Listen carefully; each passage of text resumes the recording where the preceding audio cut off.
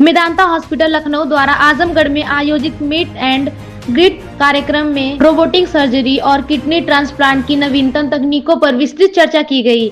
कार्यक्रम में बड़ी संख्या में चिकित्सक, स्वास्थ्य कर्मी और स्थानीय लोग शामिल हुए। मेदांता लखनऊ के मेडिकल डायरेक्टर और यूरोलॉजी व किडनी ट्रांसप्लांट सर्जरी निदेशक डॉक्टर राकेश कपूर ने बताया कि अत्याधुनिक रोबोटिक तकनीक से अब जटिल सर्जरी अधिक सटीक, सुरक्षित और कम दर्द के साथ संभव हो रही है। इससे मरीजों की रिकवरी भी तेज होती है। नेफ्रोलॉजी एवं किडनी ट्रांसप्लांट निदेशक डॉक्टर धर्मेंद्र एस भदौरिया ने किडनी फेलियर के लक्षणों और ट्रांसप्लांट प्रक्रिया पर महत्वपूर्ण जानकारी साझा की। उन्होंने बताया कि मेदांता में प्री ट्रांसप्लांट मूल्यांकन से लेकर पोस्ट ट्रांसप्लांट फॉलो अप और रिहैब तक सभी सेवाएं एक ही स्थान पर उपलब्ध हैं। कार्यक्रम में किडनी रोग के प्रमुख संकेत, यूरिन आउटपुट में कमी, शरीर में सूजन, एनीमिया, भूख न लगना और कमजोरी पर भी जागरूकता बढ़ाई गई। मेदांता लखनऊ ने आजमगढ़ में नियमित साप्ताहिक ओपीडी शुरू करने की घोषणा भी की, जिसके तहत यूरोलॉजी, कार्डियोलॉजी, पल्मोनोलॉजी और जीआई सर्जरी के निदेशक तय दिनों पर मरीजों को परामर्श देंगे। कार्यक्रम के अंत में विशेषज्ञों ने कहा कि मेदांता का लक्ष्य ग्रामीण और अर्ध शहरी क्षेत्र तक विश्व स्तरीय इलाज पहुंचाना है। यह पहल आजमगढ़ व आसपास के जिलों के मरीजों के लिए बड़ी राहत साबित होगी।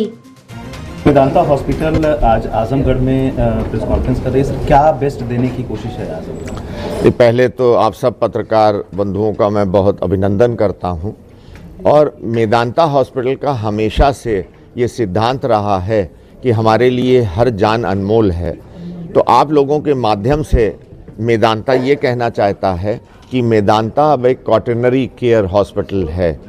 हमारे वहाँ हर तरह की फैसिलिटीज़ ट्रीटमेंट की अवेलेबल है और जो इकोनॉमिकली वीकर सेक्शन है उसके लिए भी हमारे वहाँ फैसिलिटीज़ जैसे CGHS इम्पैनलमेंट है, आयुष्मान में कुछ पर्टिकुलर कार्डियक डिजीज़ेज़ या रेडिएशन के लिए फैसिलिटीज़ अवेलेबल हैं। हमने जनरल वार्ड्स बनाए हैं जिसमें इकोनॉमिकली वीकर मरीज अपना इलाज करा सके। तो मेदांता अंडर वन रूफ, सबसे इम्पॉर्टेंट चीज़ होती है एक एथिकल प्रैक्टिस और एविडेंस बेस्ड प्रैक्टिस कि हम मरीज के साथ कुछ गलत ना करें। तो हमारे पास डॉक्टर्स की बहुत बड़ी टीम है, हमारे पास पैरामेडिकल नर्सेस की बहुत बड़ी टीम है। अंडर वन रूफ सब तरह की फैसिलिटीज़ अवेलेबल हैं, बच्चों से लेके बुज़ुर्ग तक। मोर देन 38 स्पेशलिटीज़ अवेलेबल हैं। रोबोटिक सर्जरीज़ की फैसिलिटीज़ अवेलेबल हैं, liver transplant, bone marrow transplant, renal transplant, सब फैसिलिटीज़ अवेलेबल हैं। और आप कोई भी डिपार्टमेंट की बात करें, सर्जिकली या मेडिकली, हर तरह की सुविधाएं मेदांता में उपलब्ध हैं। जिस तरीके से डॉक्टर साहब पूर्वांचल से बहुत सारे पेशेंट आपकी तरफ रुख करते हैं सर, तो बेस्ट क्या देना है पूर्वांचल को, और पूर्वांचल में आप कब तक अपना वो कर रहे हैं, ग्रोथ कर रहे हैं आगे? नहीं, देखिए आज आजमगढ़ में इसीलिए आया कि एक तो आजमगढ़ से प्रेम था मुझे। मेरे पास आजमगढ़ के हम सबके पास बहुत मरीज आते हैं क्योंकि बहुत अच्छी कनेक्टिविटी हो गई है। तो पहली चीज़ तो हम आजमगढ़ वासियों को यही चाहेंगे कि जागरूक हों, अपना हेल्थ चेकअप ईयरली कराएं, बीमारी के प्रति जागरूक हों और अगर बीमारी हो तो पर्टिकुलर अच्छे अस्पताल में एक्सपर्ट्स के पास जाके सही इलाज कराएं। क्योंकि अक्सर हम लोगों के पास ऐसा होता है कि अगर मरीज सही स्थिति में नहीं आता है, बीमारी बहुत बिगड़ जाती है तो उसका पैसा भी बहुत खर्च होता है, समय भी बहुत लगता है और कभी कभी हम उसको पूर्णतः ठीक भी नहीं कर पाते हैं। तो समय से आएँ। ट्रेडिशनल सर्जरी और रोबोटिक सर्जरी हाँ, तो इसी में क्या और कॉस्ट में क्या? नहीं, कॉस्ट में बहुत अंतर है। देखिए, रोबोटिक सर्जरी की सबसे बड़ा फ़ायदा ये है कि ये extended version of laparoscopic surgery है। इसमें 10 गुना बड़ा दिखाई देता है और जो इंस्ट्रूमेंट के मूवमेंट हैं तो वो डेक्सटेरिटी से मेरा मतलब है जैसे आप अपनी हाथ को सब एंगल्स में मोड़ सकते हैं। तो रोबोट का सबसे बड़ा फ़ायदा ये है, जिसके ऊपर मैं शाम को लेक्चर भी लेने जा रहा हूँ, इंस्ट्रूमेंट्स को हम 360 डिग्री रोटेट कर सकते हैं। तो ऐसी जगहों पे जहाँ पे हमारे नॉर्मल इंस्ट्रूमेंट इवन ओपन में डिफ़िकल्टी होती है ऑपरेट करने में, रोबोट से हम बहुत आसानी से ऑपरेशन कर सकते हैं। मरीज़ की रिकवरी बहुत फास्ट होती है, यूजुअली 2-3 दिन में। वो अभी हमने एक 2 साल के बच्चे को 3 दिन पहले ऑपरेट किया है और वो कल जो है उसकी छुट्टी हो गई। हम लोगों को कैसे सुविधा मिलेगी? नहीं, देखिए ऐसा है कि ये बहुत हाई एंड इक्विपमेंट होता है, इक्विपमेंट की कॉस्ट बहुत होती है, तो नॉर्मली ये महंगी सर्जरी है।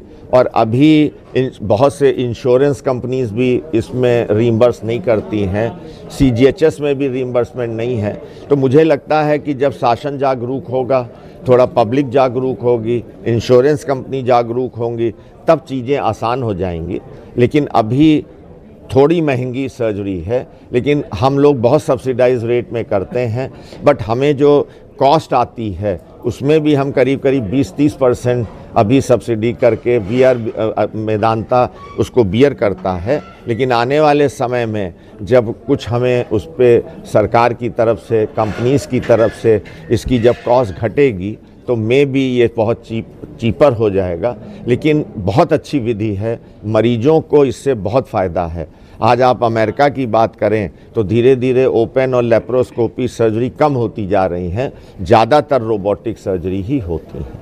सर, पत्रकारों के लिए क्या सुविधा मिलेगी? नहीं, अब पर ऐसा होता है कि ये हमारे मार्केटिंग वाले बताएंगे।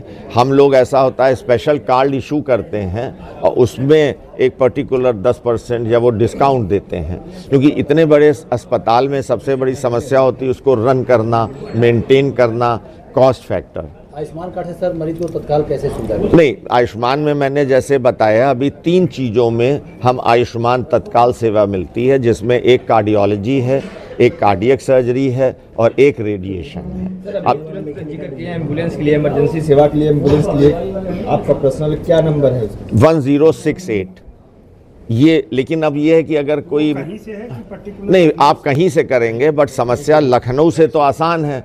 अब यहाँ से जब आप 1068 में आप एम्बुलेंस, तो पहले वो आजमगढ़ 3 घंटे लगा के आए, फिर ले के 3 घंटे जाए। और जैसा मैंने कहा कि कुछ बीमारियों में प्रथम 1 घंटा, जिसको हम गोल्डन आवर कहते हैं, एक्सीडेंट के बाद, स्ट्रोक के बाद, हार्ट अटैक के बाद, ब्रेन स्ट्रोक के बाद, तो ये गोल्डन आवर बहुत ज़रूरी है। तो ये आपके माध्यम से अगर कोई मरीज़ सिक है जिसमें नहीं है, अगर हमें हमारी सेवाएं चाहता है, तो हम 1068 पे कॉल करके हमारी 5G एम्बुलेंस या दूसरी तरह की एम्बुलेंस मरीज को पिकअप कर सकते हैं। जैसे हर महानगरों में सर आपका जैसे जा रहे हैं, तो सर क्या आजमगढ़ में भी कुछ ऐसा? नहीं, अब आएगा। देखिए, ऐसा है, सबसे ज़रूरी चीज़ होती है कि अस्पताल बनाना बहुत आसान है, सबसे ज़रूरी होती है उस अस्पताल को चलाने के लिए डॉक्टर्स। तो वो डॉक्टर मिलना गुड क्वालिटी, क्योंकि ये अस्पताल हम छोटे मोटे BMS या उन डॉक्टर्स को नहीं ले सकते हैं। हमको चाहिए एक्सपर्ट्स कि जो बढ़िया, मान लीजिए हम एक्सपर्ट ना हो और हम आपको उतना अच्छा रिजल्ट ना दे पाएँ तो मेदांता का नाम खराब होता है, उसमें अक्रॉस द बोर्ड मेदांता का। तो आने वाले समय में डेफिनेटली अस्पताल आएंगे। और जो आर्थिक रूप से कमजोर जो लोग हैं उनके लिए क्या सर, मैंने बताया कि उनके लिए जैसे CGHS का हमने फैसिलिटीज़ दी हैं, ECHS है और आयुष्मान है, मुख्यमंत्री राहत कोष से हम उनको हेल्प आउट करते हैं। तो भाई जो आप, जैसे मैं पहले, इसके पहले PGI का डायरेक्टर था, PGI में अगर मैंने उस समय जब मैं मेदांता आया तो मुझे भी ये फीलिंग आई। लेकिन जैसे उस टाइम हमने एनालिसिस करी कि आप एक कार्डियक सर्जरी, बाईपास सर्जरी अगर PGI में कराते हैं तो भले ही आपका 1 लाख रुपया पड़ता है, बट अगर हम टोटल कॉस्ट निकालें, गवर्नमेंट सब्सिडी देती है, मरीज 10 बार दौड़ता है, 10 दिन भर्ती रहता है, 10 बार घर वाले रहते हैं, तो वहाँ पे खर्चा हमारे से कम 1.5-2 गुना होता है। लेकिन गवर्नमेंट सब्सिडाइज, तनख्वाह गवर्नमेंट देती है, बत्ती का खर्चा देती है, नर्सों का खर्चा, इक्विपमेंट खरीदने का, इसलिए वहाँ सब्सिडाइज आपको दिखता है। लेकिन मुश्किल ये होती है कि PGI बेचारा कितना भार झोंक सकेगा। तो मेरी लोगों से यही है कि आप लोग जागरूक हों, इंश्योरेंस कराएं। आजकल हमारे वहाँ भी इंश्योरेंस कराने का बहुत ज़्यादा पॉपुलरिटी नहीं है। तो अब और सबसे ज़रूरी चीज़ है, इंश्योरेंस में अपनी बीमारियां ना छुपाएं। जैसे कई बार होता है कि इंश्योरेंस एजेंट आपका इंश्योरेंस कर देता है, वो कहता है ये मत बताओ मुझे डायबिटीज़ है, मुझे ब्लड प्रेशर है, या पहले पथरी का ऑपरेशन हुआ है। जब वो हमारे पास आता है तो हम जब हिस्ट्री लिखते हैं, हमें सब चीज़ लिखनी है। अब जब वो इंश्योरेंस से पैसे मांगता है, इंश्योरेंस कहता है आपने ये चीज़ छुपा दी। तो आपके माध्यम से लोगों को पहले तो अपना हेल्थ चेकअप इम्पॉर्टेंट है, टाइम से इंश्योरेंस पॉलिसीज़ लीजिए। आजकल गवर्नमेंट ने भी, माननीय मोदी जी ने जीएसटी हटा दी। भले ही 2 रोटी कम खाइए, बट इंश्योरेंस होना कम से कम आगे आने, किसी को नहीं मालूम कब समय की ज़रूरत है। और आज के इलाज में गवर्नमेंट सेक्टर की बात अलग है, अगर आप प्राइवेट में जाएंगे तो it is an expensive procedure. तो मेदांता ने भी, हमने जनरल वार्ड बनाए हैं, हमने कॉस्ट कटिंग जहाँ कर सकते हैं वहाँ हम कॉस्ट कटिंग करते हैं। सर, हेल्थ चेक के लिए कोई लिमिट होते हैं, कब करा सकते हैं? नहीं, हमेशा आप, अब बताया तो अभी 29 साल के लड़के को MI हो गया, तो अगर फैमिली हिस्ट्री आपके वहाँ दिल के बीमारी की है तो आपको यंग एज से कराना चाहिए। अदरवाइज 40-50 साल की उम्र के बाद औरतों को, आदमियों को अपना साल में एक बार हेल्थ चेकअप कराना मस्ट है। आजकल जैसे इम्यूनाइजेशन है, तरह तरह के इतने अच्छे इम्यूनाइजेशन आ गए हैं कि आप मेल्स में बहुत सी बीमारियों से बच सकते हैं। औरतों में भी इतनी अच्छी वैक्सीन आ गई हैं और वो लड़कों को भी लग सकती हैं, जिससे आप कैंसर, सर्विक्स कैंसर, पीनिस जो गुप्तांगों का कैंसर है, अगर आप समय से वैक्सीन लगवाई हो तो आप उन बीमारियों से भी बच सकते हैं। ठीक। एक ये जो सुविधा जो आप एम्बुलेंस वाली सर, और आजमगढ़ की कनेक्टिविटी भी अच्छी है, तो क्या ऐसी स्थिति में जैसे आजमगढ़ को एक परमानेंट प्रोवाइड एम्बुलेंस मेदांता भी कर दिया? नहीं, हम कर सकते हैं। उसमें अब ये हमारे मार्केटिंग टीम है, आपने ये बात रेस करी है तो हो सकता है हम लोग इस पे चर्चा करें कि सर, हम बात करके देख सकते हैं, इस पे देखेंगे। दूर दराज से भी मरीज